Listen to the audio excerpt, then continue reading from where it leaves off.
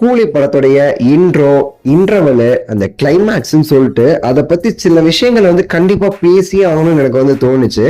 அதுக்கு தான் இந்த வீடியோ நான் எதுவும் பெருசா ரிவீல் பண்ண போறது கிடையாது. ஆனா நீங்க கடைசி வரை பாருங்களேன், நான் என்ன சொல்ல வரேங்கிறது உங்களுக்கு புரியும். நான் என்ன சொல்ல வரேன்னா, அதை பத்தி நான் பேசணும், ஆனா பார்க்காதவங்களை வந்து டிஸ்டர்ப் பண்ணிடவும் கூடாது.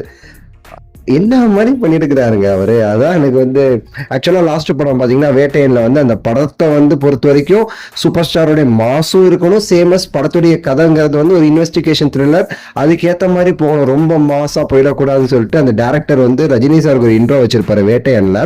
சூப்பரான ஒரு இன்ட்ரோ, அவருக்குன்னு ஏற்ற மாதிரி அந்த சாங்கோட வரும்போது ரொம்பவே சரி நல்லா இருந்துச்சு அந்த இன்ட்ரோ.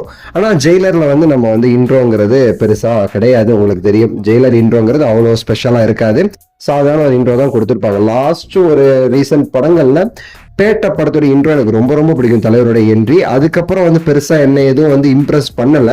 ஆனா இந்த படத்துல லோகேஷ் அவர்கள் வந்து சம்பவம் பண்ணியிருக்கிறாரு.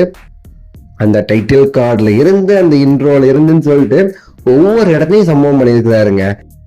இன்ட்ரோ மட்டும் இல்ல, ஆல்ரெடி நான் சொன்ன மாதிரி இன்டர்வல் சீன் ஆகட்டும், அந்த இன்டர்வல் சீன் இருக்குது பாருங்க, இந்த ப்ரீ இன்டர்வல் சீன் ஒரு 20 நிமிஷம் நினைக்கிறேன், 18 நிமிஷம் 20 நிமிஷம் மாஸ் கிளாஸ் ஸ்டைல் எல்லாத்தையும் சேர்த்து வச்சு பண்ணியிருக்காரு பாருங்க. அனிருத் அவர்களுடைய பிஜிஎம்ல மிரண்டுட்டேன். அவ்வளோ சூப்பரா வந்து அவங்க வந்து அதை வந்து இது பண்ணியிருக்கிறாங்க. ரொம்பவே சரிங்க. இது வந்து 1000 கோடி எடுத்து வைக்கணும் கரெக்டா எனக்கு தெரிஞ்சு. அந்த அளவுக்கு வந்து ஒரு தரமான ஒரு சம்பவங்களை வந்து இவங்க எல்லாம் சேர்ந்து வந்து கொடுத்திருந்தாங்க. எதையுமே வாயிலேருந்து உளறிடக்கூடாது, ஏன்னா பார்க்காதவங்களுடைய அந்த இது நமக்கு வந்து தெரியும், அவங்கள வந்து நம்ம வந்து இது பண்ணிடக்கூடாது. ஆக்சுவலா மெயின் விஷயம் அப்படிங்கிறது இந்த இன்டர்வல் சீன் தான். மிரட்டிட்டாங்க. கிளைமேக்ஸுமே சரிங்க, கிளைமேக்ஸுமே ரொம்பவே சரி தரமா இருந்துச்சு.